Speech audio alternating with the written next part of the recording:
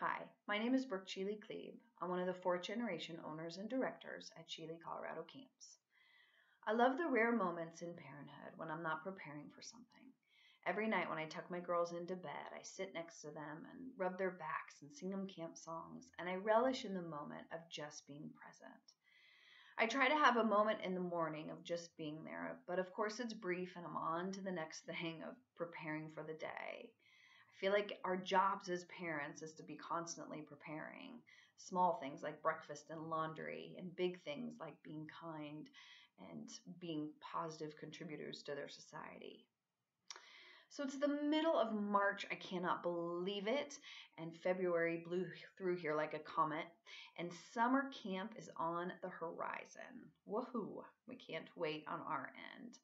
Now, if you can get your brain past breakfast, I'd like to give you some things to help you prepare yourself and your camper for camp. Now, for some families, they have few apprehensions, and for others, they have more. Wherever you are on the spectrum, we are here for you in any way that we can help you get ready for camp. Now, here are some things for your camper, and of course, this will look different depending on what your camper's age is. Between here and now, make sure that they've had several sleepovers, whether it's with friends or grandparents, and resist the urge to pack for them. Have them pack for themselves, and maybe have them go without a cell phone and not text them and say, how are things going for you? And just kind of give yourself some practice on not having that constant direct contact. Have them write a good old letter to somebody. Have them write it, lick it, stamp it, address it, drop it in the mail, and you will thank me later when you get letters home from camp. Make sure they're getting ready for camp physically. They'll have the awesome opportunities to do great things in the mountains, but they'll want to be ready. So take walks if you have your hiking boots already. Maybe get those broken in by walking around the block in them. It'll be good later when they come. Now, especially for teenagers, you might want to have them practice with a little break from their devices. Start with an hour, go to a couple hours, a day, a weekend, whatever. We do find that it is hard for them to part with these things, but they do really, really love it in the end. So have them do a little practice run. And have them think about what they want to say on their social media sites. What statement do they want to say before they leave so they can let their friends know that they'll be at camp? Have them write down their goals. What do they want out of camp? And have them, tuck it in their luggage to remind themselves why they're there. If you're worried about homesickness, come up with a homesick plan before they get to camp. Write it down, put it in their luggage, and come up with it together. Experiencing homesickness is not entirely bad. It can be a good thing. For one, it means you have a great home that you love and you miss, and that's a great thing. It also is a great confidence booster when a child gets through experiencing homesickness. They get through it, and it's great. And they might have moments in the day when they feel homesick in the morning or in the evening, but their day is not encompassed by it. So just keep that in mind. Talk through a plan on how they can get themselves to a happy place. What do they need to do? Do they need to take a happy book? Do they need to toss the football around, play basketball, take 10 deep breaths, whatever they need to do? This is a great thing to learn. So often people go to technology, to their devices, when they want to escape, and they've done studies that this only furthers their stress. It only increases their stress. So this is a really great lifetime lesson to learn. So talk it through, write it down, put it on your plan. Your plan should not be, give it a couple days and I will come pick you up. This will only allow them to give it a couple days, and it'll just knock the confidence right out of them. So that should not be in your plan. Let them know what to expect as far as letters. You don't need to write every day. You don't need to write every other day, but just let them know what they can expect on their end, whether it be emails or letters. So that's for your camper.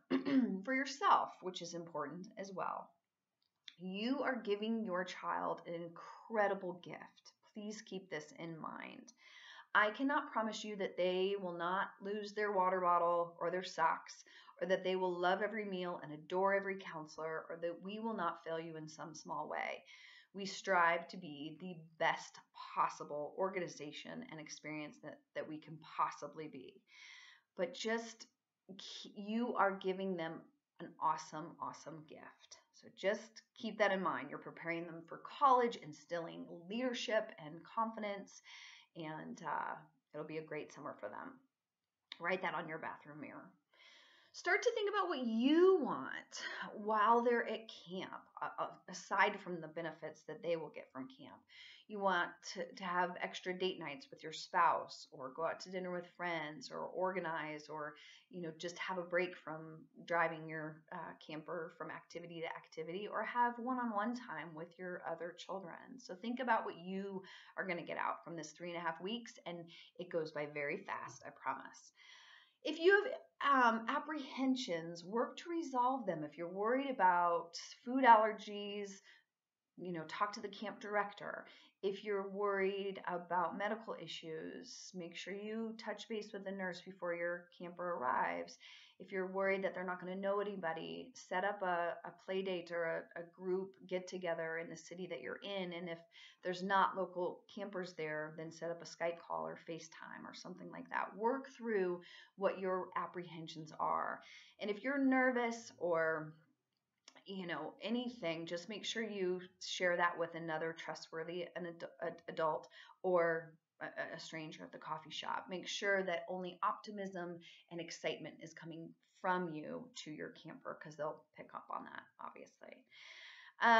Pack some self-addressed envelopes in their luggage. You will thank me.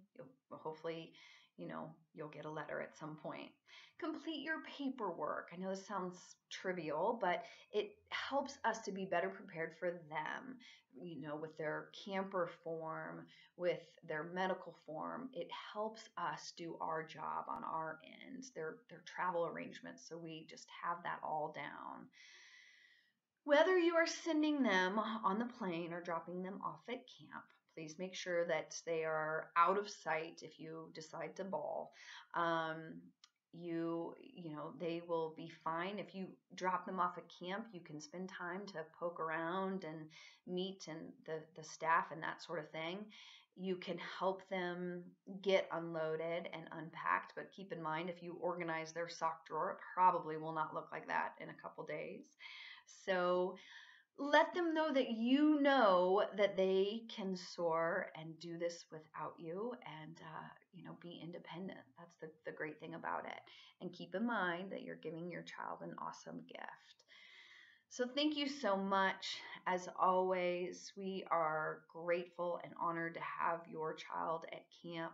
We really view ourselves as partners in this whole experience and are here for you in anything that you need. And we'll see you this summer. Thanks.